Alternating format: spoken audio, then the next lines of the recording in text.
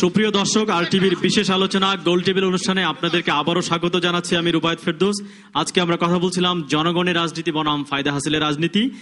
একটু আগে আপনারা দেখেছেন বিভিন্ন বিষয় নিয়ে কথা হয়েছে। এরপর যে আমাদের সঙ্গে যোগ দিয়েছেন নাসিরউদ্দিন ইউসুফ বাচ্চু ভাই, তার কথা আমরা শুনবো, কিন্তু তার আগে আমরা যাব রেজাউল করিম, সাবেক সম্পাদক সুপ্রিম কোর্ট বার অ্যাসোসিয়েশন। তো আপনি যদি বলেন, যেরকমটি হেফাজতে ইসলামের পক্ষ থেকে বলা হয়েছে, সংবিধানের কতগুলো দফাকে প্রতিস্থাপন করা হয়েছে এবং তারা দাবি করেছেন সেগুলো প্রতিস্থাপন করতে হবে, তো এই ব্যাপারে যদি বলেন যে সংবিধানের ব্যাখ্যাটা কেমন হবে আইনের মানুষ হিসেবে? ধন্যবাদ। কিছু কিছু বিষয় আমরা একটু গভীরে না গিয়ে অনেক সময় অনুমান ভিত্তিক দৌড় দেই, সে কারণেই সমস্যা হয়ে যায়। আমাদের সংবিধানে সামরিক ফরমানে কিছু কিছু বিষয় সংযোজন করা হয়েছিল, যেটাকে সুপ্রিম কোর্টে চ্যালেঞ্জ করার কারণে সুপ্রিম কোর্ট একটা জাজমেন্ট দেয়। ওই জাজমেন্টের লাইটে সংবিধানে কিছু সংশোধনী এসছে। তবে আমরা বোধহয় যারা এটা নিয়ে সমালোচনা করি তারা গভীরভাবে খতিয়ে দেখিনি। যেমন শওকত ভাই বলছেন যে বিসমিল্লাহকে বাদ দেওয়া, বিসমিল্লাহ কিন্তু সংবিধান থেকে বাদ দেওয়া হয়নি। আর মাওলানা আব্দুর রব ইউসুফি যেটা বলছেন যে তাদের যে 13 দফা দাবির প্রথম দফা, যে আল্লাহর উপর পূর্ণ আস্থা ও বিশ্বাসকে পুনরস্থাপন। আমি আজকে এই লক্ষ লক্ষ মানুষ আরটিভির প্রোগ্রাম দেখবে, সংবিধানটা দয়া করে দেখবেন। সংবিধানের পূর্বে বিসমিল্লাহ শব্দটা ছিল সংবিধানের মধ্যের বাইরে, সংবিধানের অংশ ছিল না। কিন্তু সংশোধিত সংবিধানের প্রস্তাবনায় দ্বিতীয় প্যারাগ্রাফে পরিষ্কারভাবে বলা হয়েছে পরম করুণাময় আল্লাহ রব্বুল আলামিন অবলিক সৃষ্টিকর্তার নামে। অর্থাৎ আল্লাহ রব্বুল আলামিনের নামে শুরু করলে আল্লাহর উপর পূর্ণ বিশ্বাস থাকলো না, এটা কিভাবে ব্যাখ্যা হলো, এটা আমার কাছে বিস্ময়কর মনে হয়েছে। সংবিধানে পরিপূর্ণভাবে প্রস্তাবনায় সেকেন্ড প্যারাগ্রাফে উল্লেখ করা হয়েছে আল্লাহর উপর বিশ্বাসের যে কথাটা, সেটা তো সেটা থাকার পর আমি যদি বিগিনিংই বলি যে আল্লাহর উপর বিশ্বাস রেখে শুরু করলাম পরম করুণাময় আল্লাহর নামে, তারপরে কিভাবে আল্লাহর উপর আস্থা রাখা হলো না, এই জিনিসটা আমার কাছে অস্পষ্ট। অনেক ধন্যবাদ। আমাদের সঙ্গে আছেন ইসলামী ফাউন্ডেশনের মাননীয় ডিজি শামীম মোহাম্মদ আফজাল। আপনি যদি বলেন, এই যে লং মার্চ, হরতাল, শাহবাগ, নাস্তিক, মুরতাদ, নানান ধরনের আলোচনাগুলো হচ্ছে এবং তাদের 13 দফার দাবিও এখানে আছে, এগুলোকে সামনে রেখে আপনার বক্তব্য যদি হাজির করেন, মাইক্রোফোনটা নিয়ে বলতে হবে প্লিজ। আমি প্রথমেই আপনার পাশে বসা শওকত ভাই একজন সিনিয়র মানুষ, ওনার বক্তব্য দিয়ে আমি শুরু করতে চাই। উনি বলেছেন সরকার নাকি নাস্তিক। আমি তো এই দেশের জন্মসূত্রে নাগরিক এবং আমার 14 পুরুষও এই দেশেরই মানুষ। সরকার নাস্তিক হয় কিভাবে? আমি যেমন ইসলামী ফাউন্ডেশনের মহাপরিচালক। ভুল করেছেন, আমি বলেছি যে আলেম সমাজ আজকের সমাবেশে ঘোষণা করেছে যে এটা নাস্তিকের সরকার।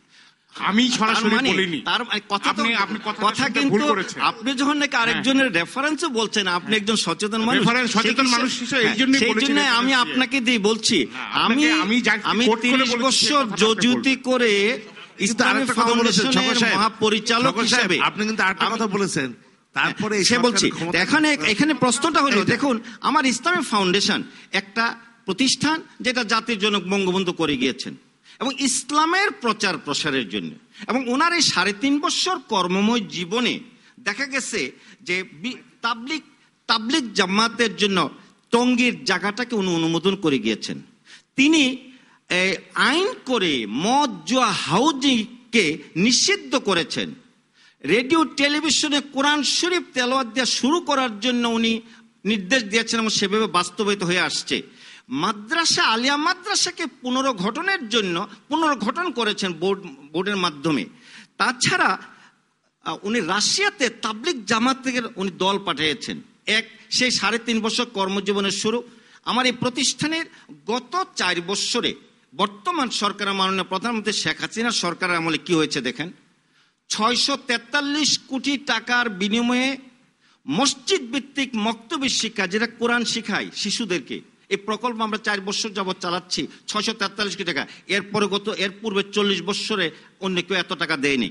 2 নম্বর, ইমাম মুয়াজ্জেম কল্যাণ ট্রাস্ট একটা অ্যাক্ট করে ইমাম মুয়াজ্জেমদের সাহায্যের জন্য উনি অ্যাক্ট করেছে এবং প্রতি বছর সেখানে টাকা দেওয়া হয়। এখন আমাদের 27 কোটি টাকার উপর আছে, সেখানে লভ্যাংশ ইমাম মুয়াজ্জেমদের দিয়ে থাকি। তারপরে এই ফতুয়াকে আজকে প্রায় 20 বছর যাবৎ হাইকোর্টের একটা রায়ে ছিল, এই সরকারের আমলে আপিলের ডিভিশন থেকে আমরা রায় নিয়েছি, বিজ্ঞ উলামায়ে কেরামগণ ফতোয়া দেওয়া এটা তাদের অধিকার। এটাই গত বছর এটা হয়েছে। তারপরে দেখুন কওমি মাদ্রাসা শিক্ষা কমিশন, মাননীয় প্রধানমন্ত্রী শেখ হাসিনার হাতে কমিশন হয়েছে, খুব রিপোর্ট বোধহয় খুব তাড়াতাড়ি হয়ে যাচ্ছে, যেটা শত শত বৎসর যাবৎ কওমিদের সনদ নাই। তারপরে দেখুন, আল কোরআন ডিজিটাল করেছেন শেখ হাসিনার নিজের ব্যক্তিগত ওনার নির্দেশে, ওনার ডাইরেক্ট নির্দেশে আমাদের ধর্ম মন্ত্রণালয় করেছেন। তারপরে দেখুন যে উনি প্রথম ইউনাইটেড নেশনের জাতিসংঘে ভাষণে বিসমিল্লাহির রহমান দিয়ে শুরু করেছেন এবং সালাম দিয়েছেন আসসালামু আলাইকুম। এবং এর পূর্বে আমাদের দেশে আর কোনো নেতা সেই জাতীয় সংঘের ভাষণে আসসালামু আলাইকুম দিয়ে শুরু করা এবং বিসমিল্লাহির রহমান দিয়ে শুরু উচ্চারণ করেছে আমার জানা নাই। অপরদিকে আজকে আমি সংক্ষেপে বলতে চাচ্ছি, আজকে জামাত ইসলাম কি করেছে স্বাধীনতার 41 বছর পরে? 71-এর যুদ্ধ অপরাধী তারা, ইসলামকে অপব্যাখ্যা করে ইসলামের নামে এই জুলুম, নির্যাতন, ধর্ষণ এ সমস্ত কাজ করেছে। ইসলামের যে অর্থনৈতিক যে ব্যাখ্যা, যেটাকে টাকার সাথে সময় যোগ করলে যেটা সুদ হয়, ঠিক সেরকম একটা সারা বিশ্বের সুদী অর্থনীতিকে ইসলামের নামে একটা অর্থনীতির বিশ্বকে উপহার দিয়ে তারা ইহুদি নাসারাদের, প্রেতাত্মাদের এখানে চালু করেছেন। এবং সেখান থেকে ইসলাম ব্যাংক ফাউন্ডেশন নামে সেখান থেকে হাজার হাজার কোটি টাকা লুটের একটা ব্যবস্থা করেছে। আলেমদের হাত থেকে কলম ছিনিয়ে নিয়ে ওই গোলাম আজম সাহেব রাষ্ট্রবিজ্ঞানের ছাত্র এবং ওনার প্রেতাত্মারা বা ওনার অনুসারীরা এবং কোরআন হাদিসের তফসিল লেখে। আলেমদের হাতে আর কলম নাই। আমাদের যে ইসলামের যে সংস্কৃতি, হামনাদ গজলের পরিবর্তে ইসলামী সঙ্গীত আবিষ্কার করেছে, ইসলামিক সঙ্গীত আবিষ্কার করেছে। তারা জিহাদ শব্দটা ইমানের পরিবর্তে, যেমন আমরা শিশু অবস্থায় জানি যে ইসলামের 5টি স্তম্ভ ইমান, নামাজ, রোজা, হজ, যাকাত, আর তাদের যে আধুনিক প্রকাশনার বই প্রশ্নে পাবেন যে ইসলামের মৌলিক ইবাদত 5টি কি? নামাজ, রোজা, হজ, যাকাত এবং জিহাদ। ইমান গেল কোথায়? এইরকম যারা নাকি ইসলামকে ব্যবহার করে ইসলামের অপব্যাখ্যা করছে, হ্যাঁ আমি যেহেতু বলছি আমার একজন দায়িত্বশীল ব্যক্তি হিসেবে ইসলামী ফাউন্ডেশন অবশ্যই আপনি জবাব দিবেন। আমি প্রয়োজন আমার বই আছে আমার কাছে, আমি দেখাবো। জি আফজাল সাহেব, আমার মনে হয় এই পর্যায়ে আপনি যদি থামেন আমরা সেই জন্য। আসবো।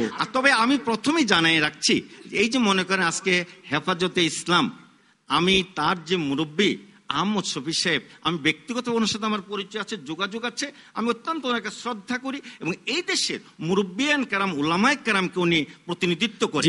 সেই জন্য আমি অনুরোধ করব যে এই দেশের হক্কানি উলামায়ে কেরাম যদি ইসলামের জিম্মাদারি হয় বা দাওয়াতের জিম্মাদারি হয়, নবী করিম সাল্লাল্লাহু আলাইহি ওয়াসাল্লাম যে কাজটা করেছেন ওইটা মওদুদি দর্শনের গোলাম আজম গঞ্জ থেকে তারা যে ছিনাই নিয়ে প্রকৃত দিনের শিক্ষা, দিনের দাওয়াত দেন, তাহলে বিশ্ববাসী উপকৃত, বাংলাদেশ নয়। আপনাকে অনেক ধন্যবাদ। আমরা আবারও আলোচনা করব। আমাদের সঙ্গে আছেন মাননীয় এমপি, বিএনপির দলীয় আপা, আপনি যদি একটু বলেন। আমরা দেখেছি এটি আলোচনা হয়েছে যে শাহবাগের আন্দোলনে এখানে আওয়ামী লীগ দলীয়করণের কারণে মাহিবাই যেটা বলেছে সে আন্দোলনের স্পিরিটটি মার খেয়েছে। আজকে আমরা আবার দেখলাম মতিঝিলের আন্দোলনে কিন্তু আমরা দেখলাম বিএনপি গেছে, জাতীয় পার্টি গেছে, কিন্তু হেফাজতে ইসলাম বলছে তারা কোনো দলীয় রাজনীতি করছে না। কাজে এইরকম সমাবেশের মধ্যে শাহবাগে আওয়ামী লীগ যাচ্ছে, আবার হচ্ছে মতিঝিলে বিএনপি এবং জাতীয় পার্টি যাচ্ছে। আপনি কিভাবে দেখছেন? ধন্যবাদ। আমি আসলে আমার বিবেক দিয়ে কথা বলার চেষ্টা করছি। যে আজকের যে টপিকসটা সেটা হচ্ছে জনস্বার্থের রাজনীতি বনাম ফায়দা হাসিলের রাজনীতি। এই জায়গাটায় আমি আসতে চাই যে আমরা আসলে ফায়দা হাসিলের রাজনীতিতে যেতে যেতে এমন জায়গায় গিয়েছি, আমরা রাজনীতিভাবে দৈন্য হয়ে গিয়েছি, প্রায় দেউলিয়া হয়ে পড়েছি। এই কারণে যে আমরা যদি দেখি বর্তমান সরকারের কথাই প্রথম আসে, সরকার কি করেছে? প্রথমে গণজাগরণ মঞ্চ তারা করতেই পারে, একটা তরুণ সমাজ করতেই পারে। আমি তখনও বলেছি, এখনো বলি, সরকার কি করেছে? তরুণরা যত না তাদের স্পিরিট ছিল, তার চেয়ে গভর্নমেন্টের স্পিরিট আরো শতাধিক বেশি ছিল। আমাদের মাননীয় প্রধানমন্ত্রী এমন বলেছেন সংসদে দাঁড়িয়ে যে আমি এখানে দাঁড়িয়ে কথা বলছি কিন্তু আমার মনটা পড়ে আছে ওই শাহবাগে, আমি যদি পারতাম ওখানেই চলে যেতাম। এই কথা শোনার পরে সেই তরুণদের মনের অবস্থা কেমন হয় এটা কিন্তু অতি সহজেই বোঝা যায়। এবং আমাদের কলিগরা, আমাদের সরকারি দলীয় আমাদের সহকর্মীরা তারা বলছেন এই টকশোগুলোতে আসার সময় তাদের সাথে যখন করেছে, আরে আপা চলেন না যাই, আমরা 70 জন গিয়েছি, কি যে শান্তি ওখানে গেলে। এই হঠাৎ শান্তি, হঠাৎ দুঃখ কিভাবে পর্যবসিত হলো আমি জানি না। আমাদের মাননীয় প্রধানমন্ত্রী সহ আমাদের সরকার, আজকে শাহজাহান ভাই, আমি শ্রদ্ধা করি তাকে, উনারা গণজাগরণ মঞ্চে ম্যান্ডেট দিলেন, কিন্তু ওই গণজাগরণ মঞ্চের কিন্তু আমাদের সন্তানগুলো তারা কিন্তু বলেছিল যে আমরা কোনো দল না। আমি সেইখানে যাচ্ছি, এবং আমি গত আরেকটা, আমি আর মাহি ভাই ছিলাম, মাহি ভাই এই কথা বলেছে। প্রথমে যখন আমরা বুঝতে পারিনি আমরা গিয়েছিলাম, আমি এখন আজকে যেটা বললো, তারপরে গভর্নমেন্ট কেন গিয়েছে, এই যে ফায়দা হাসিলের রাজনীতিতে আমি ফিরে আসছি। গভর্নমেন্ট বুঝেছে এখানে কিছু ভোট পাওয়া যাবে। প্রথমে 50,000-এর মতো হলো, 10,000, 20,000 মানুষ, যার বাবা মারা গিয়েছে যুদ্ধে সেও গিয়েছে, যার ভাই মারা গিয়েছে সেও গিয়েছে। প্রথমে বুঝতে পারে নাই, বুঝতে না পেরে যেতে যেতে 2-3 দিন থাকার পরে যখন বুঝেছে টাকা কোত্থেকে আসে, খাওয়া কোত্থেকে আসে, একজনের মিটিং আরেকজন ধাক্কা দিয়ে ফেলে দিয়ে আরেকজন বক্তব্য দিচ্ছে, তখন কিন্তু বুঝতে পেরে যখন দেখছে এটা দলীয়করণ হয়ে যাচ্ছে, তখন কিন্তু ওই অরিজিনাল যারা প্রবলেম ফেস করেছে মুক্তিযুদ্ধের সময় এবং পরবর্তীতে, তারা আবার ব্যাক টু দ্য প্যাভিলিয়ন। কিন্তু গভর্নমেন্ট কি করেছে, ভেবেছে যে আমার এত দলীয়পনা, আমার হলমার্ক নাই, আমার শেয়ার বাজার নাই, আমি সব টাকা খেয়ে ফেলেছি, এটা তো একটা বিরাট একটা রাজনীতির ভোটের একটা ভোট পর্যন্ত যদি এটা চালাতে পারি, তখনও আমি বলেছি এটা কিন্তু বুমেরাং হতে বেশিক্ষণ লাগবে না। আজকে আমরা তাকিয়ে দেখি যে বুমেরাংই হয়ে গিয়েছে। আজকে আমি এই ওখান থেকে এসে যখন এই 6 দফায় আসলো আমাদের শাহবাগের তরুণরা, 6 দফায় আসার পরে যখন গভর্নমেন্ট দেখলো যে জামাত নিষিদ্ধ, প্রথমে বুঝে না বুঝেই তারা লাফালো, বিল নিয়ে আসলো। তারপরে যখন দেখলো যে জামাতের তো 5-7% ভোট আছে, এই জামাত নিষিদ্ধ করলে তো এই ভোটগুলো বিএনপি ছাড়া অন্য কাউকে, পৃথিবী উল্টে গেলেও জামাত দিবে না। আর যেই দেখ জামাত এমন একটা দল, ওদের টাকা পয়সার অভাব নেই, কিছুরই অভাব নেই, ওরা ভোট দিবে না। তখন সরকার কি করলো, জামাতের রাজনীতিকে রাখার চেষ্টা করলো। তাতে কি হলো, গণজাগরণ মঞ্চ কিন্তু উল্টে গেল, দাবার পাশা রাতারাতি উল্টে গেল। আমার মনে হয়, আমি আমার ফিলিংস থেকে বলছি, সরকার একদম অন্ধ হয়ে গেল। অন্ধ হয়ে গেলে তারা তাদের জামাতও চাই, গণজাগরণ মঞ্চ চাই, তাদের মুক্তিযুদ্ধও চাই, তাদের রাজাকারও চাই। এবং এই রাজাকার বাঁচতে গিয়ে নিজের রাজাকারগুলোকে তারা সুন্দর করে খাওয়ায় পুষায় মানুষ করা শুরু করলো, আর অন্যের রাজাকার যেটা, তাদেরকে ধরো মারো খাও, এই অবস্থায় গেল।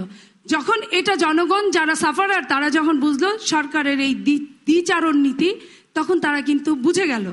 পরবর্তীতে কি করলো, যে এই সরকার হেফাজতে ইসলামী যখন রাজীব যদি না চলে যেত, অনেকেই বুঝতোই না ব্লগাররা কি লেখে, কারণ বাংলাদেশের মানুষ কিন্তু ব্লগে কি লেখে অনেকেই জানে না, আমি নিজেও জানি না। আমি অনেকদিন ফেসবুক ইউজ করি, কিন্তু আমি ব্লগাররা কি লিখে আমি জানি না, যেহেতু আমি ওদের মেম্বার না।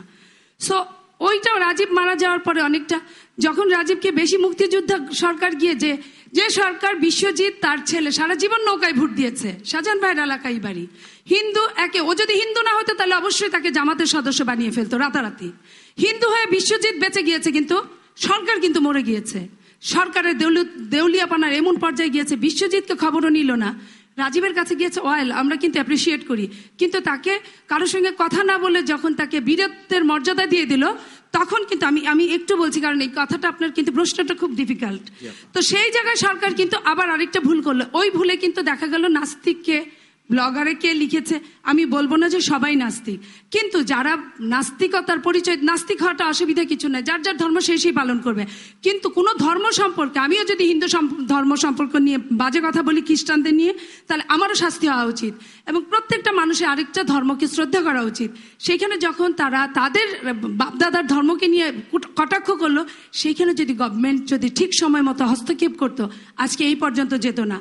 আজকে যখন হেফাজতে ইসলামী যখন মঞ্চ দখল করার কথা বললো, সরকার কিন্তু তাদের বললো welcome, you are most welcome, কিন্তু কি করলো, রাতারাতি তারা তাদের বাস, ট্রাক, ট্রেন বন্ধ করে দেয়, এবং শুক্র শনিবারে যখন হরতাল দিল, তারা কিন্তু আমি একটু বলি, শাহবাগীদের কিন্তু বলতে পারতো, এক মিনিটে শেষ করব, তাদের কিন্তু বলতে পারতো যে এই হরতালটা একদিন পরে নেন, আপনারাও করেন, ওরাও করুক একদিন পরে, কারণ আমরা কিন্তু ইতিমধ্যে বুঝে গেছি যে হেফাজতে ইসলামী কিন্তু কোনো মানে অগোছালো কিছু করে নাই। তো সেই জায়গায় সরকারই এগুলো সব তার নিজের মতো করে করছে, এবং আমরা খুবই লজ্জিত। আমি এক লাইনে শেষ করছি, আমরা খুব লজ্জিত। আমাদেরকে কিন্তু হেফাজতে ইসলামী শিখিয়ে গেছে কিভাবে সিস্টেমেটিক কথা বলতে হয়। এটা কিন্তু আজকে আমরা যদি এখনো এই বড় বড় দলগুলো যদি না তলিয়ে দেখি, ভবিষ্যৎ আমাদের জন্য অন্ধকার। দর্শক আছেন ফোনে, আপনি যদি পরিচয় দিয়ে আপনার প্রশ্নটি করেন। জি জি, আসসালামু আলাইকুম। ওয়ালাইকুম আসসালাম।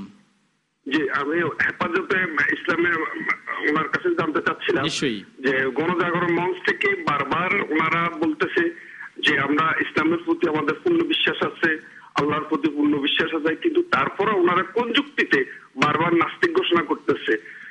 এটা দেখি কোনো জি অবশ্যই এই প্রশ্ন আমরা শুনবো, কিন্তু তার আগে আমি একটু নাসিরুদ্দিন বাচ্চু ভাই, অনেকগুলো প্রশ্ন কিন্তু এসছে গণজাগরণ মঞ্চ সম্পর্কে। আপনি নিজে একজন মুক্তিযুদ্ধ ছিলেন, ইসলাম এবং মুক্তিযুদ্ধকে যে মুখোমুখি দাঁড় করিয়ে দেওয়ার একটা জায়গা তৈরি হয়েছে, এই প্রশ্নগুলোর উত্তর যদি দিয়ে আপনি শুরু করেন প্লিজ। মুখোমুখি দাঁড় করিয়েছে 1971 সালে, সেটা রাজাকার আলবদর, জামাত ইসলাম, ইসলামী ছাত্র সংঘ তারা করেছে। আমরা ইসলাম এবং মুক্তিযুদ্ধকে একসাথেই দেখি, এখনো দেখি। আমি একজন মুসলমান হিসাবে বলছি, আজকে গণজাগরণ মঞ্চের আমি কর্মী অথবা আমি হরতাল আহ্বানকারীদের একজন।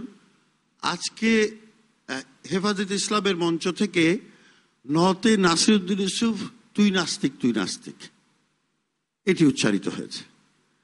আমার কথা হচ্ছে যে আমাদের মৌলানা আব্দুর রব ইউসুফী সাহেব আছেন, নাস্তিক বলার অধিকারটা হেফাজত ইসলামকে কে দিল?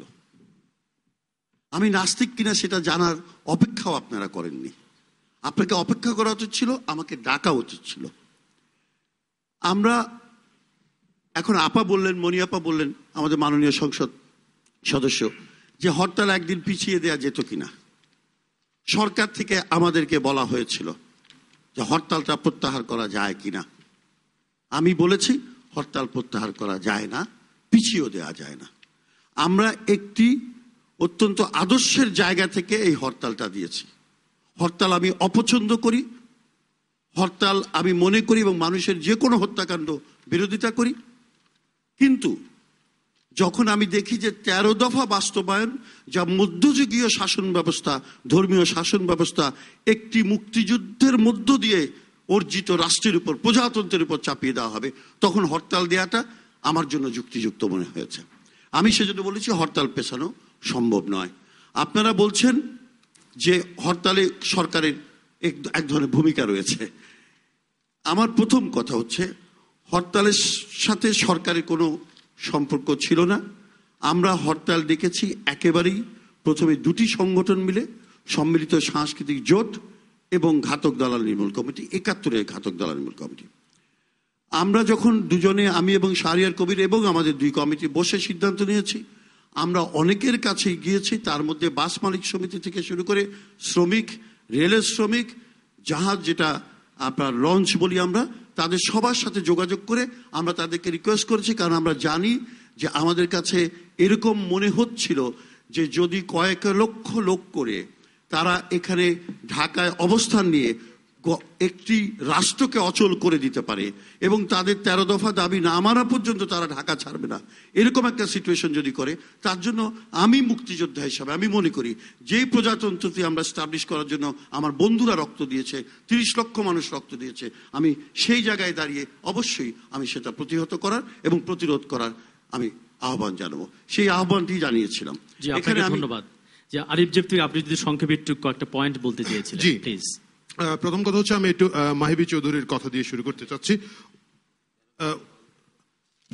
মাহিবাই যেটা বলেছিলেন যে এখানে অনেক সাংগঠনিক একটা ব্যাপার হয়েছে, গণজাগরণ মঞ্চের দলীয়করণের প্রশ্ন, এবং এখানে ওনাদেরকে ডাকা হয় নাই।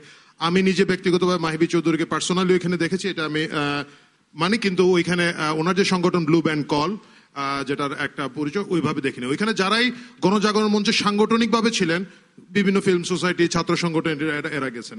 এই কথাগুলো ইদানিং খুব ছড়ানো হয়। আমি দেখেছি আমাদের সিনিয়র লিডার শহীদুদ্দিন এনি, ছাত্র দলের এক সময়কার খুব তুখুর নেতা, উনি বলেছেন যে উনি কার সঙ্গে যেন যোগাযোগ করেছিলেন, উনি এখানে যাবেন। এবং আমার নিজের কাছে খুব খারাপ লেগেছে এই কারণে, ঢাকা বিশ্ববিদ্যালয়ের একজন এত বড় ছাত্র নেতা ঢাকা বিশ্ববিদ্যালয় এলাকায় যাবেন, এর সঙ্গে তার সঙ্গে যোগাযোগ করে যাবেন কেন? এটার দরকার ছিল না, এনিভাই যেতে পারতেন। যে কথাটা মাহিবি চৌধুরী বলছেন যে ওনাদের সংগঠনকে ডাকা হয় না, এরকম কিছু না। ওইখানে যারা যেখানে গ্রুপ ধরেছিলেন ওনারা ছিলেন। এখানে একটু কথা আছে, জামাত নিষিদ্ধের দাবি কিন্তু গণজাগরণ মঞ্চের থেকে তোলা হয় নাই। গণজাগরণ মঞ্চ থেকে বলা হয়েছিল যুদ্ধাপরাধী সংগঠন হিসাবে জামাত শিবিরের সাংগঠনিক বিচার করতে হবে। আমরা যুদ্ধাপরাধীর বিচারের ফোকাসে আছি এবং এই বিচার প্রক্রিয়া যেটা হবে সেটাই হচ্ছে কথা। আমরা কিন্তু আমাদের 6 দফার মধ্যে জামাত শিবির নিষিদ্ধের কোনো কথা নাই। তারপরে বলা হচ্ছে একটা বিষয় স্মরণ করতে চাই, যুদ্ধ অপরাধী নবী করিম সাল্লাল্লাহু আলাইহি ওয়াসাল্লামের সাথে মানে কটাক্ষ শব্দের সাথে ওনারা জড়িত কতটুকু আছেন এটা একটু ক্লিয়ার করুন। আমি ওনাকে আপনাকে বলতে চাই, আমরা যুদ্ধ, আপনি নবী করিম সাল্লাল্লাহু আলাইহি ওয়াসাল্লামকে কটাক্ষ যারা করেন তাদের ভাই, কথাটা- ব্যাপারে আপনাদের মন্তব্য কি, মতামত কি সেটা তাদের বলুন। ব্যাপারে আমাদের মন্তব্য হচ্ছে, আপনি দেখবেন আমরা যুদ্ধাপরাধীর যে বিচার চাচ্ছি এটা রাষ্ট্রীয় আইনের মধ্যে বিচার চাচ্ছি। যারা নবী করিম সাল্লাল্লাহু আলাইহি সাল্লামকে বেইজ্জত করবে তাদের নামে 2006 সালের একটা পরিষ্কার আইন আছে, সেই আইন অনুযায়ী তাদের বিচার হবে। এখন সরকার যদি তাদেরকে ধরলো না, সমর্থন করেন কি না সেটা বলেন। সেটা নিয়ে কোনো ধরনের সন্দেহের অবকাশ তো নাই। কিন্তু এটা তো সেটা আপনি নিয়ে- গায়ের জোরে আমাকে সেটা নিয়ে চাপাচ্ছেন। গণজাগরণ মঞ্চ প্রেস কনফারেন্স করেছে গণজাগরণ মঞ্চের প্রেস কনফারেন্সটা আপনি খেয়াল করেন। গণজাগরণ মঞ্চ 6টি প্রশ্ন তুলেছে সরকারের কাছে যে এদের মধ্যে ধরা হচ্ছে এমন লোক আছে তার লেখার মধ্যে 2টা কমেন্ট 5 জন পঠিত, সেই লেখাটা ধরে নিয়ে এসে একটি জাতীয় পত্রিকায় আপনি অনেক লোকের সামনে তুলে দিয়ে এই যে নবী করিম সাল্লাল্লাহু আলাইহি সাল্লামের বেজ্জতি কথাবার্তাগুলা আরো বেশি মানুষকে জানালেন। এইগুলার বিচার না করে সরকার খণ্ডিতভাবে কেন বিচার করছে? সরকার ইউটিউব বন্ধ করে দিয়েছে। আপনি জিনিসটা খেয়াল করবেন, ইউটিউবে নবী করিম সাল্লাল্লাহু আলাইহি সাল্লামের বিরুদ্ধে একটি অত্যন্ত নোংরা ভিডিও তোলা হয়েছিল, ইউটিউব বন্ধ করে দিতে পারে সরকার।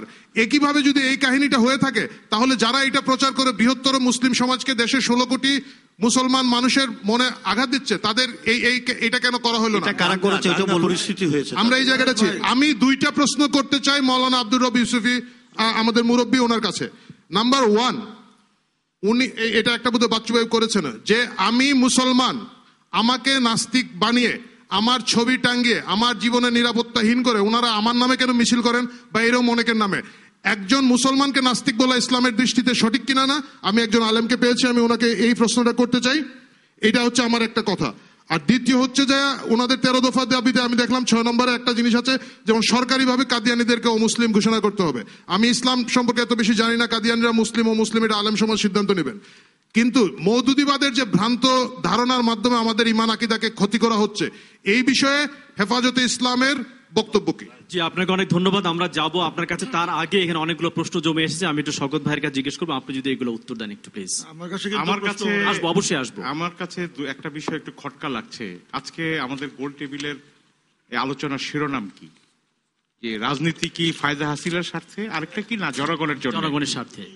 আমার মনে হয় আমাদের এই ধরনের আলোচনায় কোনো প্রজাতন্ত্রের কর্মচারী কিন্তু অংশ নিতে পারেন না। ইসলামী ফাউন্ডেশনের ডিজি কিন্তু প্রজাতন্ত্রের একজন কর্মচারী। আপনি রাজনৈতিক বিষয়ে টকশোতে কিন্তু সরকারি কর্মচারীদের অংশগ্রহণ কিন্তু এটা কিন্তু সাংবিধানিকভাবে, বা আমি বলবো যে আরটিভির বিচারেও কিন্তু এটা অনৈতিক কাজ।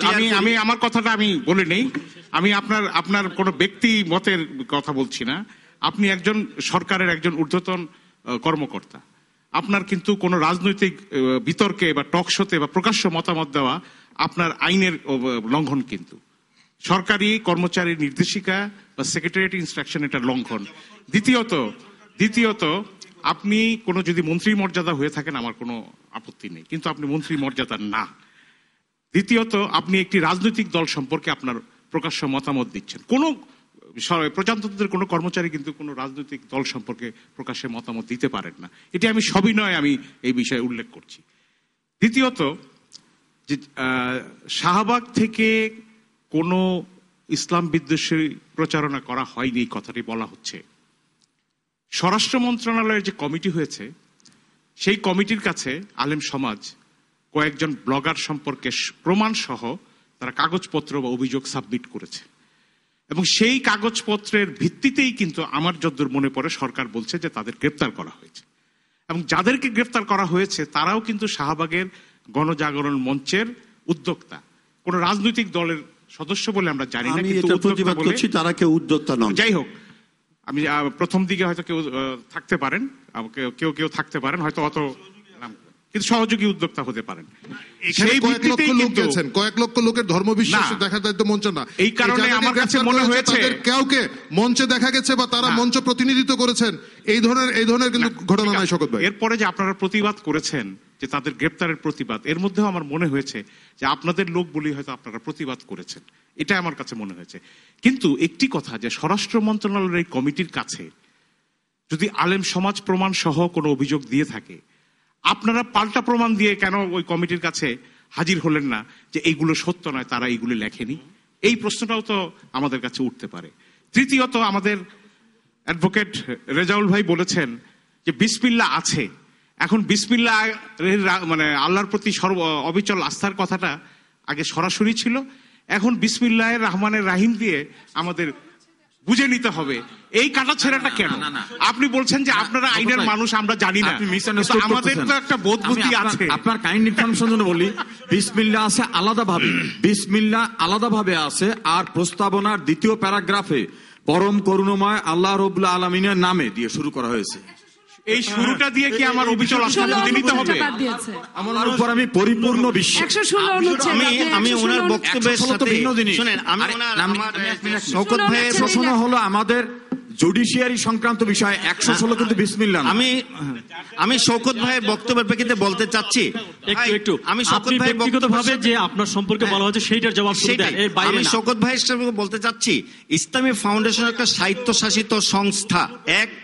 2 নাম্বার হলো আমার কাজ হলো শুধু আদম সন্তান, শুধু মুসলমান নয়, পৃথিবীর যে কোনো আদম সন্তানের কাছে কোরআনের বাণী পৌঁছায় দেওয়া, প্রচার প্রসারের কাজ করা। তা আপনি যখন একজন মুসলমান বা একজন আদমের সন্তান, আপনার কাছে যাওয়া আমার দায়িত্ব ফাউন্ডেশন অ্যাক্ট অনুসারে। আমার ফাউন্ডেশন অ্যাক্টে এই গত 35 বৎসরে যারা যারা কাজ করেছে, তাই আমি যে দেশের নাগরিক জন্মসূত্রে, সেই দেশের নাগরিকের যে আপনারা যে বা কেউ যদি কিছু বলে, আমার 35 বছর ইতিহাস থেকে আমি যা দেখেছি, বঙ্গবন্ধু কি করেছেন, আপনারাও কি করেছেন, কি করেছেন, সেগুলো জাতির সামনে তুলে ধরবো। এটা আমার দায়িত্ব। কোরআনের কথা হচ্ছে না, আমি তো এই কথাগুলো তো কোরআনে না। আমার মনে হয় আপনি স্বায়ত্তশাসিত সংস্থার প্রধান বলে আপনি কিন্তু সরকারি আইনের ঊর্ধ্বে নন। আমি স্বায়ত্তশাসিত সংস্থার প্রধানরাও সরকারের অধীনস্থ। সংস্থার আমার দায়িত্ব পিআইডব্লিউটিসির চেয়ারম্যান কখনো জিনিসের প্রচার করা। পিআইডব্লিউটিসির চেয়ারম্যান কখনো রাজনৈতিক বিতর্ক করতে পারেন না, এটা স্বায়ত্তশাসিত না। সংস্থা। আপনার মাধ্যমে, এই অনুষ্ঠানের মাধ্যমে, এখানে আমি পার্লামেন্টের রাজনৈতিক মঞ্চে চাই নাই, জাতিকে ইসলামের আসলে বিষয়টা ক্লিয়ার হওয়া দরকার। জাতি জানতে চায় আমার আসলে ইমামতি ধর্মে কি বলেছে আর বিভিন্ন মসজিদে, তো সেই জন্য আমি তো যাবই। এই কাজে অনেক ধন্যবাদ। আমি একটু যাব মাওলানা আব্দুর রব ইউসুফি, অনেকগুলো প্রশ্ন এসছে, আপনি যদি এগুলোর জবাব দেন। একটু প্লিজ, আপনি আর বলবেন না প্লিজ, উনি কথা প্রশ্ন বলবেন। আছে, আমার বিরুদ্ধে কিছু অভিযোগ আছে, প্লিজ আপনি বলেন। আমি এই কথাই শুরু করতে চাই যে এদেশে যুদ্ধাপরাধের জন্য আইন হয়েছে, ট্রাইব্যুনাল তৈরি হয়েছে, বিচার হয়েছে, ফাঁসি হয়েছে, যাবজ্জীবন হয়েছে। আলেমরা কোনো কথা বলে নাই, বিরুদ্ধে কোনো অভিযোগ উত্থাপন করে নাই। জামাত শিবির তার প্রতিবাদ করেছে, তারা আন্দোলন সংগ্রাম করেছে, রক্তক্ষয়ী আন্দোলন হয়েছে, আলেমরা কথা বলে নাই। কারণ আলেমরা মনে করে নাই যে যুদ্ধাপরাধ ইস্যুটা নিয়ে আমরা কথা বলি, দেশ তার আইনের গতিতে চলবে, সে আইন অনুযায়ী যা হবার সেটাই হবে। শাহবাগে যখন কাদের মোল্লার যাবজ্জীবন হলো, তার বিরুদ্ধে তার ফাঁসি চাই বলে সেখানে মঞ্চ স্থাপন করা হলো, সেখানে আলিম ওলামা কোনো কথা বলে নাই, তারা তাদেরটা করুক। আমরা কোন কথা বলেছি, যখন রাজীব এবং মহিউদ্দিন, আসিফ মহিউদ্দিন, এই 2 জনের ব্লগের আপত্তিকর বক্তব্যটা পেপার পত্রিকায় আসলো, কারণ আমরা আলেমরা এই জাতীয় ব্লগ টক এগুলি কম দেখি, সুযোগও কম, আমাদের অন্য জগৎ। যখন পত্র পত্রিকায় আসলো, আসার পরে তখন আলেমরা বা ইসলামিক দলগুলো এটার প্রতিবাদ জানালো যে এটা চলতে পারে না। সেই প্রতিবাদের পরও, এটা পত্র পত্রিকায় প্রকাশ পাওয়ার পরেও আমাদের মাননীয় প্রধানমন্ত্রী সেই রাজীবের বাসায় গিয়ে তাকে শহীদ বলে আখ্যায়িত করলেন। আমাদের মহান সংসদে অনেক আলোচনা হয়েছে, স্পিকার এই বলে এটা সমাপ্তি টেনেছেন যে আমরা তার এই নিহত হওয়ার ঘটনায় আমরা মর্মাহত ও শোকাহত। আর এই গণজাগরণ মঞ্চ তাকে জাতীয় বীর হিসাবে আখ্যায়িত করলো। তাহলে এই যে একজন লোক যে আল্লাহর নবীকে কটাক্ষ করেছে, এবং কেমন কটাক্ষ করেছে, হ্যাঁ, যে আমি শুধু একটা অংশ বলবো যে ঠিক আছে, আমার দিদি সাহেব বলছেন আসলে এটা খুব খারাপ, এমন ভাবে উনি কটাক্ষ করলো। সেই লোকটাকে যখন গণজাগরণ মঞ্চ থেকে তার বিষয়টি প্রকাশ পাওয়ার পরও জাতীয় বীর হিসাবে আখ্যায়িত করলো, তাহলে কি মহানবীর উপর আক্রমণ করার কারণে সে জাতীয় বীর হলো? তারপরে আমি আসতে চাই, এই যে জাতীয় আমাদের সংবিধানে আল্লাহর উপর আস্থা ও বিশ্বাস, এখানে একটু ভুল বুঝাবুঝি হয়ে গেছে। আসলে সংবিধানে আল্লাহর উপরে আস্থা ও বিশ্বাস এটা ধর্ম নিরপেক্ষতার স্তরে মূলনীতির মধ্যে ছিল। আমাদের সরকার এটাকে মূলনীতি থেকে আউট করে দিয়ে এখানে আবার সেই পুরানা ৭২ সনের আবার ধর্ম নিরপেক্ষতা প্রতিস্থাপন করেছেন। আর বিসমিল্লাহ কখনো সংবিধানের মূলের অন্তর্ভুক্ত ছিল না, প্রস্তাবনার মধ্যে ছিল। আমরা যখন এই ধারা মূলনীতি পরিবর্তন করা হয় আমরা হরতাল দিয়েছি এবং আমি হরতাল ঘোষণা করেছিলাম। আমি ব্যাখ্যায় বলেছিলাম যে বিসমিল্লাহ দিয়ে আল্লাহর উপর আস্থা ও বিশ্বাস এটা ঢাকা যাবে না, কারণ ওটা মূলনীতি। এখন ধর্ম নিরপেক্ষতা মূলনীতি, এটা যখন আদালতে চলে যাবে চ্যালেঞ্জ করবে এই মূলনীতি দিয়ে, তখন এই সংবিধান আর বিসমিল্লাহ থাকবে না, সরকার এটাকে বন্ধ করতে হবে। আরো কিছু প্রশ্ন আমার উপর আছে। আচ্ছা, না একা বলে ফেললে হবে না, আরো অনেক প্যানেলিস্ট, আমি আবার আপনার কাছে আসবো। মাননীয় মন্ত্রী, আপনার কাছে জিজ্ঞেস করবো, আজকে যেরকম মতিঝিলে সমাবেশ থেকে কিন্তু বলা হয়েছে এটি একটা নাস্তিক সরকার, এবং বলা হয়েছে মাননীয় প্রধানমন্ত্রীর নাম ধরে যে তার দুগারে, সেই শব্দটা আমি বললাম না, কিন্তু আপনাদের স্বরাষ্ট্রমন্ত্রী আবার মতিঝিলের সমাবেশকে স্বাগত জানিয়েছেন সুন্দরভাবে শেষ করবার জন্য। তো এইটা যদি একটু বলেন, এটা স্ববিরোধী জায়গা হচ্ছে কিনা প্লিজ। মাইক্রোফোন। বিষয় আসলে এখানে একটু আমি আপনাকে বলতে চাই, আমরা এই জন্য জানিয়েছি যে ওনাদের সঙ্গে সরকারের একটা চুক্তি ছিল, চুক্তি ঠিক নয়, আসলে একটা সমঝোতা ছিল যে যাতে সুষ্ঠুভাবে শান্তিপূর্ণভাবে তারা এই সমাবেশটা সমাধান করে, সমস্যা শেষ করেন, এবং সেটা ওনারা করেছেন। সেই কারণে আমরা তাদেরকে ধন্যবাদ দিয়েছি। যাক, আপনারা সুন্দরভাবে জামাত ইসলামের মতো বা তাদের পাল্লায় পড়ে ওনারা যে এখানে কোনো নাশকতা করেন নাই, এই জন্য ওনাদেরকে ইয়ে করা হয়েছে, ধন্যবাদ জানানো হয়েছে। কিন্তু প্রশ্নটি হলো, পরিবেশটা আপনারা সৃষ্টি করেছিলেন, আল্লাহ আমাদের হেফাজত করেছে। প্রশ্নটি হলো যে কথাটা বলেছেন, নাস্তিক এই সরকার, মুরতাদ এই সরকার। আমি মৌলানা রব সাহেবকে জিজ্ঞেস করি, নাস্তিক শব্দের অর্থটা কি? আমরা বাংলা যদি বলি যে সৃষ্টিকর্তার উপরে যার বিশ্বাস নাই, আর মুরতাদ উনিই বলেছেন ধর্মদ্রোহী। আমি যদি ওনাকে জিজ্ঞেস করি যে জননেত্রী শেখ হাসিনা মাননীয় প্রধানমন্ত্রী, উনি প্রতিদিন আমার জানা মতে 5 ওয়াক্ত নামাজ পড়েন, রোজা রাখেন এবং ধর্মীয় অনুশাসন পালন করেন, উনি সরকার। আমি একজন মন্ত্রী তার সরকারের, আমি 5 ওয়াক্ত নামাজ পড়ি, আমি রোজা করি। আমার বাবা তিনি একজন পরহেজগার ব্যক্তি ছিলেন, মাদারীপুরে মৌলানাদের নেতৃত্ব করতেন, আওয়ামী লীগও করতেন, মৌলানাদের, এবং 3 বার পার্লামেন্টের মেম্বার ছিলেন। এখন তাইলে কি আমিও তাহলে নাস্তিক? আপনি তো আমাকে, সরকারকে যখন শেখ হাসিনা সরকার নাস্তিক, তার মানে আপনি আমাকে নাস্তিক বলে দিলেন। কে কাকে নাস্তিক বলতে পারে? যে একবার আপনি বলেন, আমার কথাটা যদি মিথ্যা হয়ে থাকে আমি জানি না, যদি যে লা ইলাহা ইল্লাল্লাহু মুহাম্মাদুর রাসূলুল্লাহ পড়েছে একবার এবং বিশ্বাস করেছে, তাকে নাস্তিক আপনি বলতে পারেন কিনা? এক। তারপরে কি বলেছেন মাওলানা জুনায়েদ? তিনি বলেছেন যে মুনাফেক অর্থাৎ দ্বিমুখী। আমি যদি বলি আপনাকে সাক্ষী রেখে, যখন ৭১ টেলিভিশনের কর্মীদের উপরে হামলা হলো চট্টগ্রামে, যখন তাকে সাংবাদিক সম্মেলনে জিজ্ঞেস করা হলো যে আপনারা হামলা করেছেন, উনি বলে দিলেন যে উনি এটা ছাত্রলীগ করেছে। আমার প্রশ্নটি হলো, একজন মাওলানা, উনি যদি এইটা সত্য কথা বলা হলো না, ওনাকে কি বলবেন? আপনি বলেন, মিথ্যুক বলবেন? উনি কি তার মাওলানা, একজন মাওলানা আপনি কি মিথ্যা কথা বলতে পারবেন? অবশ্যই না। তাহলে মাওলানা জুনায়েদ উনি কি করে, আমি আপনাদের সাক্ষী রেখে বলতে চাই, উনি কি করে সেখানে বললেন যে এই সেখানে ছাত্রলীগ করেছে? উনি থাকলে হয়তো উত্তর দিতে পারতেন। তারপরে না, ওনাকে জিজ্ঞেস করবেন আমার তরফ থেকে। যদি মিথ্যা হয়, আমি আপনার মাধ্যমে আমার দর্শক ভাইদের কাছে বলতে চাই, আমি এই জন্য তওবা করব। আর যদি সত্য হয়, তাহলে ওনাকে জনগণের কাছে তওবা করতে হবে যে আমি মিথ্যা বলেছি, সেই জন্য আমি জনগণের কাছে ক্ষমা চাই। আর আজকে কি বলেছেন? মুনাফেক। কাকে? শেখ হাসিনাকে। শেখ হাসিনাকে মুনাফেক বলা আপনি কি করে বললেন? কি করে মুনাফেক বললেন? আমি বুঝলাম না। শেখ হাসিনা আপনাদের সঙ্গে যে কথা দিয়েছে, যে কথাগুলো ডিজি সাহেব এতক্ষণ বললেন, আমি জানি আমার অত্যন্ত প্রিয় ব্যক্তি শওকত মাহমুদ, দল মতের বিষয় না, এটা আমাদের একটা ব্যক্তিগত সম্পর্ক। উনি একটু আহত হবেনই, কারণ সত্য কথাগুলো ওনার মাধ্যমে যখন বেরিয়ে আসতে, তখন উনি একটু আহত হয়ে ওনাকে আক্রমণ করতেই পারেন, সেটা অত্যন্ত স্বাভাবিক। শাহজাহান ভাই আলোচনা করতেছিলেন, আমি তো সংবিধানের প্রতি শ্রদ্ধাশীল বলি আমি এই কথাগুলো বলেছি। না, ওনার উৎপত্তি হয় না। শাহজাহান ভাই আমার জাতীয় কর্তব্য পালন করে এখানে হাজির হয়েছে। শাহজাহান ভাই কিন্তু অনেকগুলি বিষয়ের কথা বলছিলেন, কিন্তু অনেকগুলি বিষয় আপনারা কিন্তু একটা কথা আমাদের বলেছেন, সংশ্লিষ্ট। মুক্তিযুদ্ধ আর ইসলাম মুখোমুখি। কে বলেছেন? মির্জা ফখরুল। কেন বলেছেন?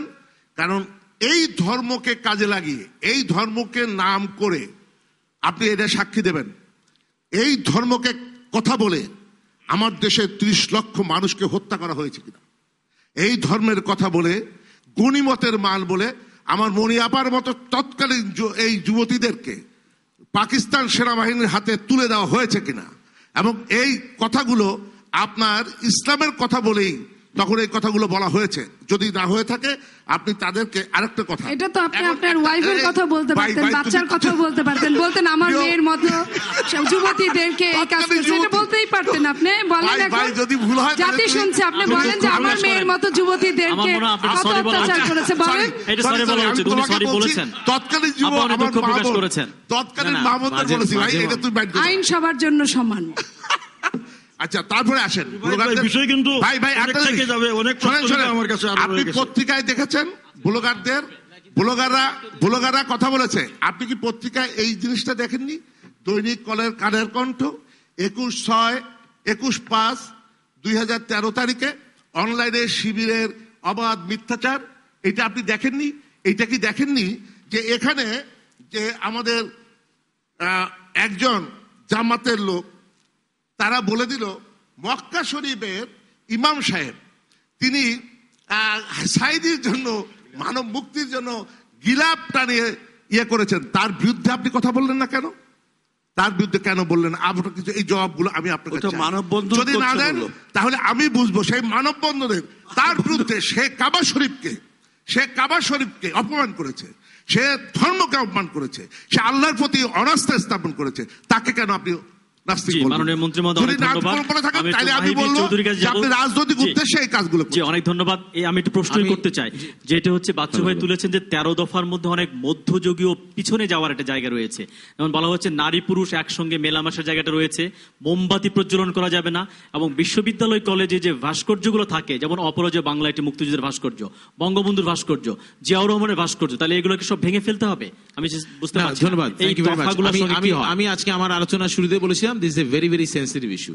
যেখানে যে জিনিসগুলো আমরা কথা বলছি আমাদেরকে খুব কেয়ারফুলি কথা বলতে হয়, বিকজ বিশেষ করে আমাদের অবস্থানটা আরো বেশি মুশকিল, বিকজ এমন কিছু বলে ফেলা যায় না, হয় নাস্তিক হয়ে যেতে হবে অথবা রাজাকার হয়ে যেতে হবে। তো আমাদের দেশের মানুষের আজকে সেই পরিস্থিতিটা সেরকম, we have to be very very very careful about it. আমি এই আপনার এই প্রশ্নটা আসছি, আসলে এখানে আমাকে আসতে, আমি জাস্ট 1 2 3 4 করে 4টা বিষয় বলতে চাই। 1 নম্বর, ইসলামী ফাউন্ডেশনের সম্মানিত মহাপরিচালক তার সম্পর্কে শওকত মাহমুদ সাহেব যেটা বলেছেন, এটা সাংবিধানিক দায়িত্ব পালনরত অবস্থায় কোন রাজনৈতিক পক্ষ অবলম্বন করা সংবিধান বিরোধী, সেদিক থেকে বলেছেন। এবং আপনি যে কথাটা বলেছেন সেটা আমি আপনার সাথে একমত। ইসলামিক ফাউন্ডেশনের মহাপরিচালক হিসেবে ইট ইজ ইউর রেসপন্সিবিলিটি, এটা আপনার দায়িত্ব যে ইসলামিক ফাউন্ডেশন গত 35 বছর ধরে 40 বছর ধরে যে কাজগুলো করেছে সেটাকে জাতির সামনে তুলে ধরা আপনার দায়িত্ব, কিন্তু সেই দায়িত্ব আপনি আসলে পালন করেননি। আপনি শুধুমাত্র একটি দলের ইসলাম পক্ষের সম্পর্কে যে কাজগুলো ইসলামিক ফাউন্ডেশন করেছে শুধুমাত্র সেই বক্তব্যগুলো তুলে ধরেছেন। আপনার কথা মনে হচ্ছে জিয়া রহমান সাহেব ইসলাম নিয়ে কিচ্ছু করেন নাই, বেগম খালেদা জিয়া ইসলাম নিয়ে কিচ্ছু করেন নাই, আসলে এরশাদ সাহেব করেন নাই। ইসলামী ফাউন্ডেশনের মহাপরিচালক হিসেবে নির্দলীয়ভাবে সকল দলের মাধ্যমে ইসলামী ফাউন্ডেশন যে কাজগুলো করেছিল, না, ইটস নট মাই রেসপন্সিবিলিটি। আমি ইসলামী ফাউন্ডেশনের ডিজি না, সেটা আমি বলবো না। আমি সেজন্য বলেছি যে শওকত ভাইয়ের কথাটাও একদিক দিয়ে ঠিক হলো, আপনি যেটা বলেছেন আমি এগ্রি করি। ইসলামী ফাউন্ডেশনের ডিজি হিসেবে আপনি অবশ্যই আপনার বক্তব্য ব্যাখ্যা করতে পারেন, কিন্তু যখন আপনি ব্যাখ্যাটা করবেন আপনারটা দলীয় বক্তব্য না হয়ে ইন জেনারেল 35 বছর ইতিহাস আপনার তুলে ধরা উচিত ছিল। আমি আমার বক্তব্যের সময় সম্পূর্ণ সম্মান রেখে বলেছিলাম যে বাংলাদেশের আলেম ওলামাদের দ্বিধা বিভক্ত বাংলাদেশের তরুণ প্রজন্ম দেখতে চায় না। যখন আমি অত্যন্ত আনন্দের সাথে আমি ওনার বক্তব্য শুনছিলাম, যখন বক্তব্য আসলো 71-এ মুক্তিযুদ্ধে রাজাকার আলবদররা বাংলাদেশের সাধারণ মানুষের উপর যে অত্যাচার করেছে, এই বিষয়ে বাংলাদেশের সমস্ত আলেম ওলামার একত্রিতভাবে এদের বিচার দাবি করা উচিত ছিল, correct. At the same time যখন আবার বাংলাদেশের মাটিতে 90% মুসলমানের দেশে রাসূল সাল্লাল্লাহু আলাইহি ওয়াসাল্লামের চরিত্র হরণ করে যারা বক্তব্য দিল, সেই ব্যাপারে ইসলামী ফাউন্ডেশনের ডিজি হিসেবে আপনার বক্তব্য আজকে প্রত্যাশিত ছিল, সে বিষয়ে আজকে আপনি কোনো বক্তব্য রাখেন নাই। That is what I want to say. এই জিনিসগুলোকে আমার মনে হয় নিজের বিবেকের অবস্থান থেকে নিজের বক্তব্যটা স্পষ্টভাবে বলা উচিত। সবকিছু সবার সাথে মিলতে হবে তা তো ঠিক নয়, এই জিনিসটা আমার মনে রাখা উচিত। 1 2 নম্বর, আমি বাচ্চু ভাইয়ের সাথে বাচ্চু ভাই এমনি আমার খুব পছন্দের মানুষ, but that's beside the point. Bachchu ভাই 71-এর ঘাতক দালাল নির্মূল কমিটি এবং সম্মিলিত সাংস্কৃতিক জোট যদি 13 দফার সাথে একত্রিত না হয়, একমত আমিও একমত না। এর মধ্যে অনেকগুলো জিনিস আছে আমি একমত না, আবার অনেকগুলো জিনিস আছে আমি মনে প্রাণে বিশ্বাস করি এটা বাস্তবায়িত হওয়া উচিত। 13টার মধ্যে 13টাই মানতে হবে এমন কোনো কথা নেই। কিন্তু ঠিক যেই দিন আপনাদের এই যে হেফাজতে ইসলাম লং মার্চ দিল, সেই দিনই আপনাদেরকে হরতাল ডাকতে হবে, দ্যাট ওয়াজ নট নেসেসারি। এটা নেসেসারি হওয়া উচিত, তাদের কর্মসূচি তারা পালন করতে পারতো। এটা মনে হলো যে অ্যাজিভ, যেটা আরিফ ভাই একটু আগে যেটা বললেন, যখন ওনারা চিটাগংয়ে গিয়েছিলেন ওনাদেরকে বাধা দেওয়া হয়েছিল, মনে হয় যেন একটা রিভেঞ্জ, একটা প্রতিশোধ নেওয়ার একটা গণজাগরণ মঞ্চ কিন্তু এই হরতালটাকে না আমি আপনার কথা বলি নাই আরিফ ভাই, I did not mention your name.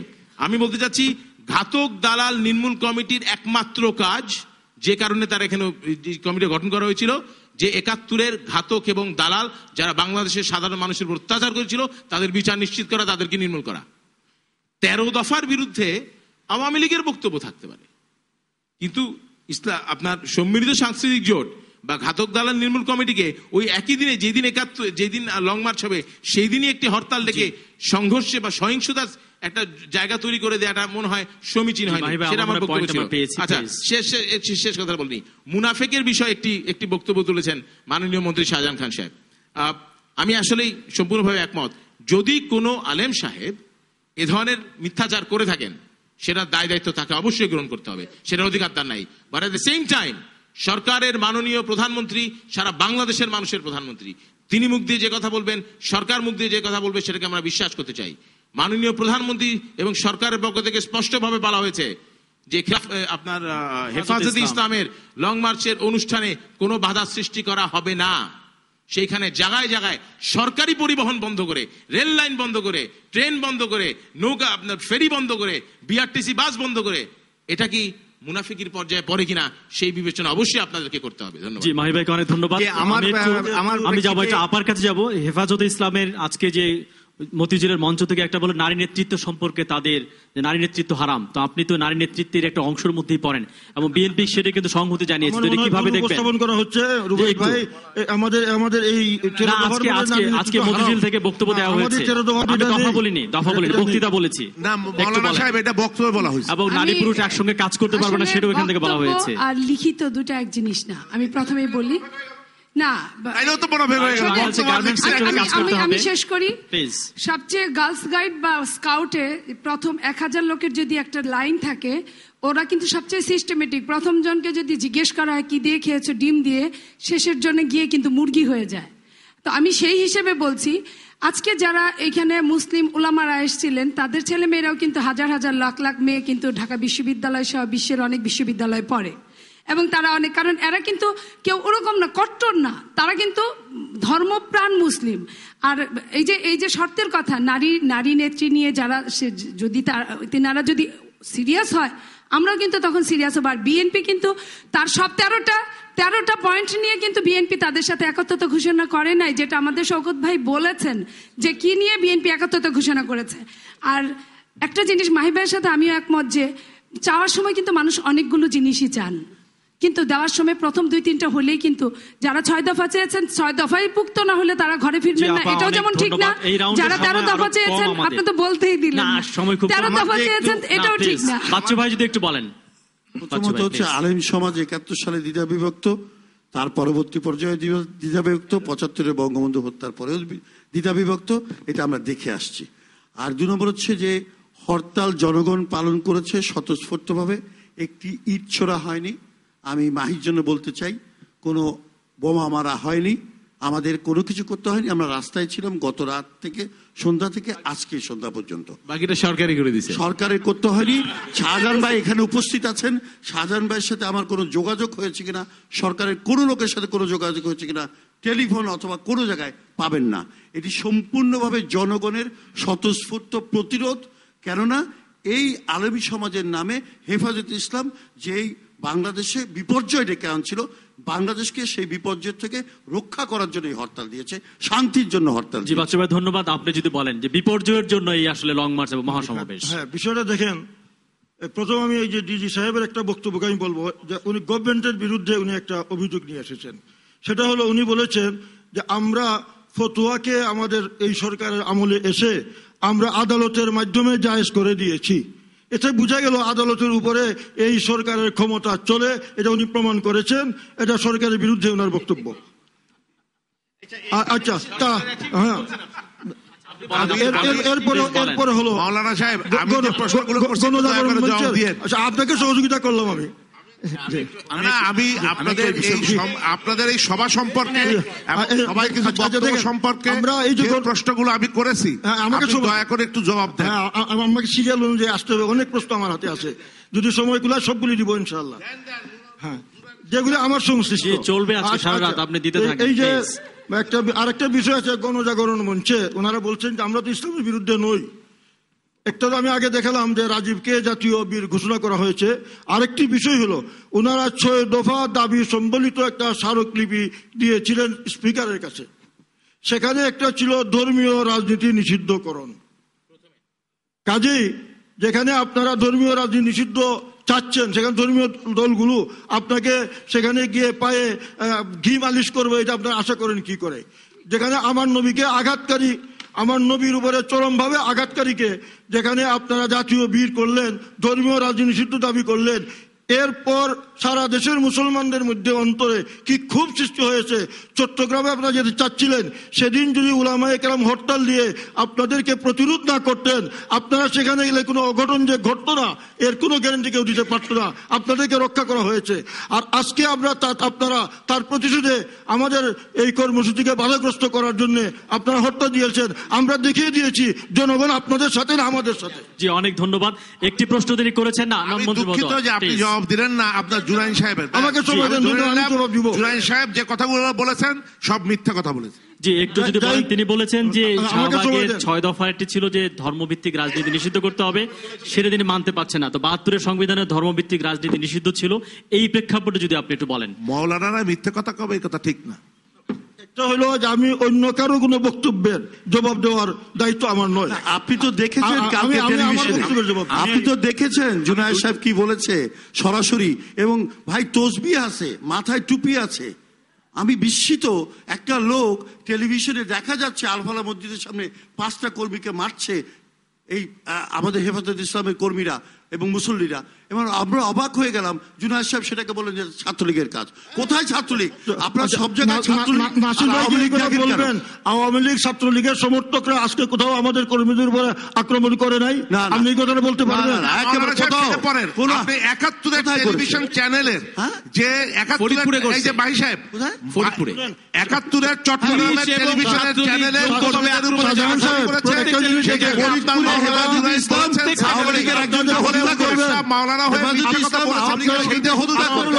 এতদিন বন্দুকের নল ছিল জনগণের দিকে, এখন কিন্তু বন্দুকের নল কিন্তু আপনাদের দিকে চলে গেছে। গতকাল কামরাঙ্গীরচরে পুলিশের গুলিতে আওয়ামী লীগের কর্মী বা ছাত্রলীগের কর্মী মারা গেছে। আজকে ফরিদপুরে আওয়ামী লীগ লোক মারা গেছে, পুলিশের গুলিতে মারা গেছে। বন্দুকের নল কিন্তু ঘুরে গেছে, বন্দুক কিন্তু জনগণের ভুল বলছেন। আপনি এই কথাটি বলেন না, এটা পিটিয়ে মেরেছে আওয়ামী লীগের একজন নেতাকে, হেফাজত ইসলামের লোকজন পিটিয়ে মেরেছে, সেটা পরিষ্কার। কালকেরটা গুলি ছিল। আরেকটা জিনিস বলি, দেখেন আওয়ামী লীগ পুলিশ বোঝায় বাসের উপর আজকে আওয়ামী লীগ আক্রমণ করেছে, ধারণা করা হয়েছিল এটা লং মার্চে যাচ্ছে। এটাও আসছে ছবি। আসলে পুলিশের বাস ছিল, এটা পুলিশের বাস ছিল। এইখানে আমি একটা কথা বলতে চাই। গতকালকে একটা ছাত্রলীগের কর্মী বলেছে যে পুলিশকে ছাত্রলীগ বলার পরেও তার পায়ে ঠেকায় গুলি করেছে পুলিশ। এটা কিন্তু আইনমন্ত্রী প্রতিমন্ত্রী মহোদয়কে বলেছে, এবং আইন প্রতিমন্ত্রী মহোদয় একদম যদি আমরা অবস্থান গ্রহণ করার সিদ্ধান্ত নিতাম তথাকথিত গণজাগরণ মঞ্চের মতো, তাহলে কোন শক্তি এই দেশে ছিল না আমাদের ক্ষেত্রে উঠে দিতে পারে। সেনাবাহিনী ব্যবহার করবেন, সেনাবাহিনী কাকে গুলি করবে? আপনারা দেখেছেন, আপনারা পৃথিবীর ইতিহাস দেখেছেন, কোন সরকার যখন জনগণের দিকে তাক করেছে, হাজার মানুষকে মারার পরে এক সময় বন্দুক কিন্তু সরকারের দিকে ঘুরে গেছে। এক সময় কিন্তু বন্দুক জনগণ থেকে সরকারের দিকে চলে যায়। এরশাদ সাহেব ক্ষমতা থেকে কি করে গেলেন? যখন সেনাবাহিনীর সহযোগিতা চাইলেন, সেনাবাহিনী বলল আমরা কিন্তু আর জনগণের প্রতি গুলি ছুটতে পারবো না। তখন এরশাদ সাহেব উনি ক্ষমতা ত্যাগ করতে বাধ্য হলেন। কাজী আমার মনে হয় পুলিশ বাহিনী, আইন শৃঙ্খলা রক্ষাকারী বাহিনী তাদেরকে তাদের নিজের গতিতে তাদেরকে চলতে দেওয়া উচিত। এবং আমরা ইসলামী আন্দোলনকারীরা, বিশেষ করে হেফাজত, বাংলাদেশ খেলাফত মজলিস, আমরা এই নিশ্চয়তা দিতে পারি আমরা কোনো ধরনের নাশকতা। আজকে স্বরাষ্ট্রমন্ত্রী মহোদয় হেফাজত ইসলামকে ধন্যবাদও দিছে এই সহিংসতা না করার জন্য। আমরা ওনাকে ধন্যবাদ দিতাম যদি উনি ওনার আইন শৃঙ্খলা কারেক্ট, কিন্তু এই বিশাল মহাসমাবেশ যদি সেখানে বসে পড়তো তাহলে দেশের পরিস্থিতিটা কি হতো?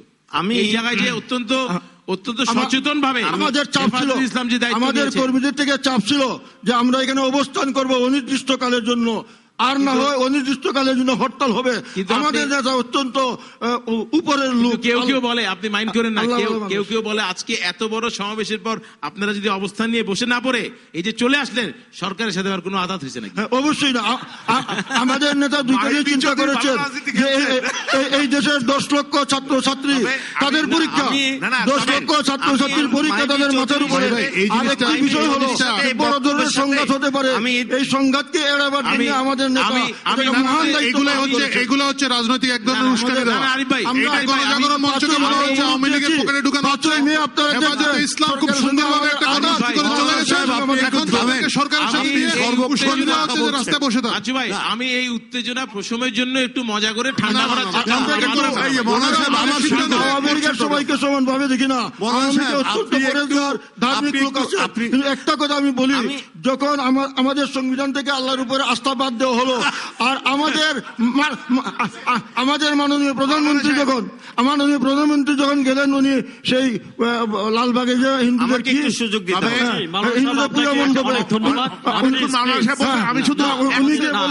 উনি গিয়ে বললেন মা দুর্গা, আমরা জানি মা দুর্গা যখন আসেন তখন উনি বরকত নিয়ে আসেন।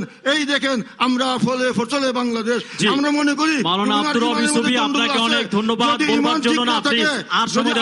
পূর্ণ আস্থা না থাকে, মা দুর্গার প্রতি আস্থা থাকে, নামাজ পড়লে, রোজা রাখলে, হজ করলে, জাকাত দিলে, ঘুমটা দিলে, তসবিহ হাতে নিলে কোনোটাই কবুল হবে না। আগে ঈমান ঠিক করতে হবে।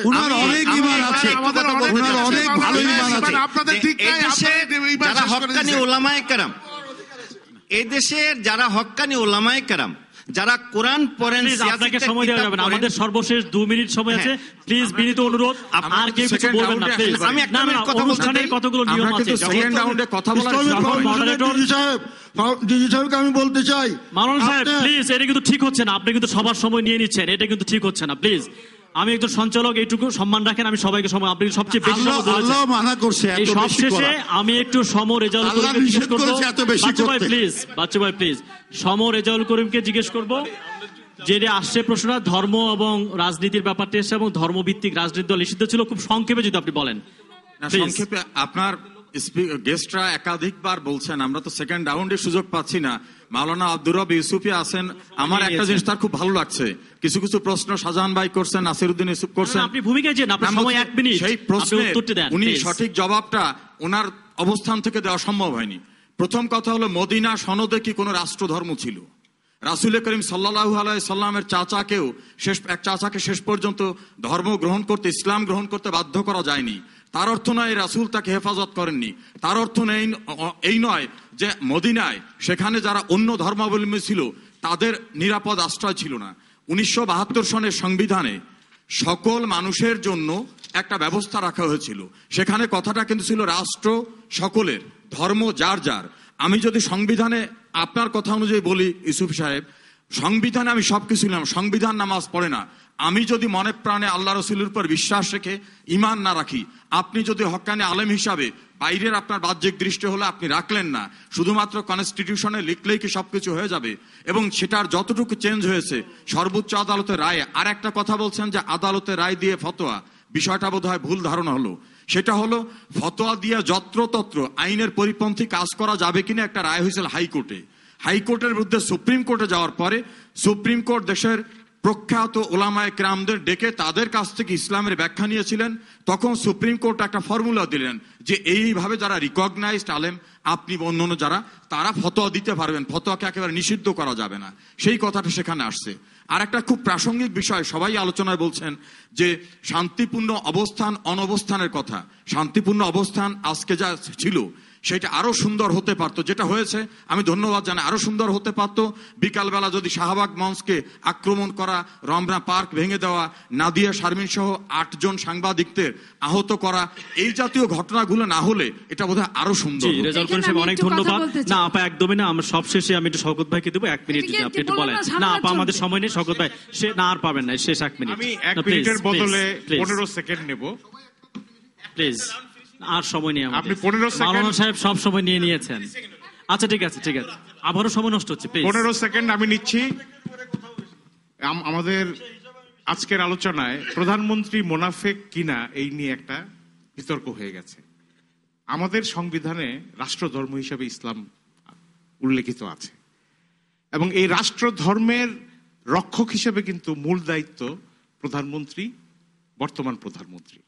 সংবিধানকে রক্ষা করার দায়িত্ব, যেমনি করে ইংল্যান্ডের রানী তাকে ডিফেন্ডার অফ দি ফেইথ বলা হয়, যে ধর্ম বিশ্বাসের রক্ষক হচ্ছে রানী, তেমনি ভাবে প্রধানমন্ত্রী রাষ্ট্র ধর্মের রক্ষক। কিন্তু সেই জায়গায় প্রধানমন্ত্রীর প্রতি একটি অনাস্থা ঘোষিত হয়েছে একটি সমাবেশ থেকে। আমি এই কথাটি বলার জন্য আমি মাইক। শওকত ভাই ধন্যবাদ। 30 সেকেন্ড আপা যদি বলেন, একদম 30 সেকেন্ড। আমি 30 সেকেন্ডে যে কথাটা বলতে চাই, বিএনপি আওয়ামী লীগ ওনারা যত না রাজনীতি কার্যকলাপ করে তার চেয়ে এক প্রকার অতীব তৈলমর্দনকারী, এত বেশি কথা বলে, যে কারণে প্রতি পদক্ষেপে যখন বিএনপি সরকার গঠন করে তারা সাফার করে, যখন আওয়ামী লীগ সরকার গঠন করে তারাও সাফার করে। এই জায়গাটা, এই যে ফয়দা হাসিলের রাজনীতি, এই ফয়দা হাসিলের রাজনীতি অতি কথন কিছু ব্যক্তি আছেন যারা দল করেন অথচ দলের ফায়দা পুরোটা নিয়ে, তাদেরকে চিহ্নিত করতে হবে। হরপ্রসাদ শাস্ত্রী ফেল এখানে, তাদেরকে চিহ্নিত করতে হবে এবং তাদেরকে অবশ্যই শাস্তির আওতায় আনতে হবে। ধন্যবাদ Mahibi Chowdhury, last 30 second. 30 second, thank you very much. 30 সেকেন্ডের মধ্যে প্রথম 1 নম্বর কথা বলবো, আমি সমর রেজাউল করিম সাহেবের বক্তব্যের সাথে একমত, কিন্তু এটাও মনে রাখতে হবে 10ই এপ্রিলের স্বাধীনতার সনদে কোথাও কিন্তু ধর্মনিরপেক্ষতার কথা ছিল না। যখন 72 সালে পরবর্তীতে অতি বামদের চাপে সেটা হয়েছে কিনা সেটা একটা বিশেষ বিষয়। যখন 10ই এপ্রিলের প্রথম স্বাধীনতার সনদে কোথাও ধর্মনিরপেক্ষতার কথা ছিল না। বাংলাদেশের মানুষ ধর্মনিরপেক্ষ রাষ্ট্র গঠন করার জন্য মুক্তিযুদ্ধ করে নাই। আমি ভাই, আমি যে মুক্তিযোদ্ধা হিসেবে বলছি, রাষ্ট্রের জন্য স্বাধীনতা যুদ্ধের ঘোষণায় বাংলাদেশের সাম্য ইসলামের বিরুদ্ধে মুক্তিযুদ্ধ করে নাই। স্বাধীনতা যুদ্ধের ঘোষণায়, স্বাধীনতা যুদ্ধের ঘোষণায় সাম্য, মানবিক মর্যাদা এবং সামাজিক বিচার, এই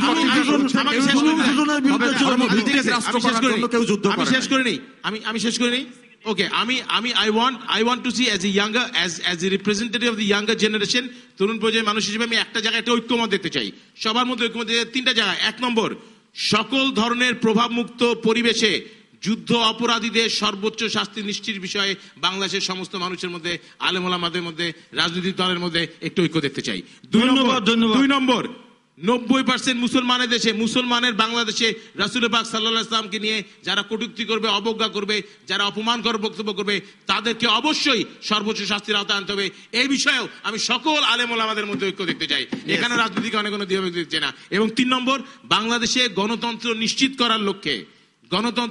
করার লক্ষ্যে দয়া করে আওয়ামী লীগের সেই আন্দোলনের ফসল হিসেবে আবারও তত্ত্বাবধায়ক নির্দলীয় সরকারের মাধ্যমে নির্বাচন এনে গণতন্ত্রকে দীর্ঘায়িত করার ঐক্যমত দেখতে চাই।